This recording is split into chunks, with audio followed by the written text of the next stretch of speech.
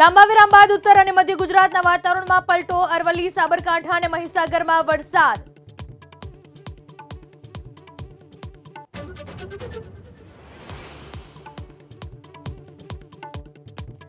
મધ્યમ વર્ગને ફરી મોંઘવારીનો માર. એક જ દિવસમાં કપાસિયા તેલના ભાવમાં ડબ્બે 60 રૂપિયાનો વધારો. પામ તેલમાં 20 રૂપિયાનો ઉછાળો.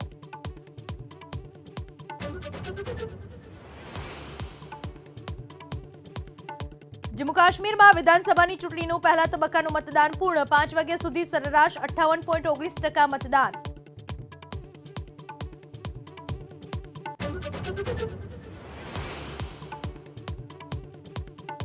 હરિયાણા ચૂંટણી માટે કોંગ્રેસે જાહેર કરી 7 ગેરંટી. 2 લાખ સરકારી નોકરી, મહિલાઓને મહિને 2000નું વચન.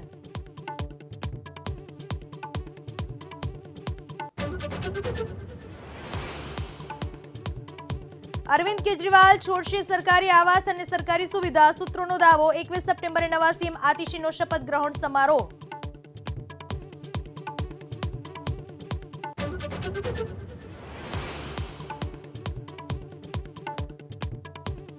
આવતીકાલથી શરૂ થઈ રહેલી ભારત બાંગ્લાદેશની સિરીઝ પર સંકટ. શિવસેના ઉદ્ધવ જૂથે સિરીઝ રદ કરવાની કરી માંગ.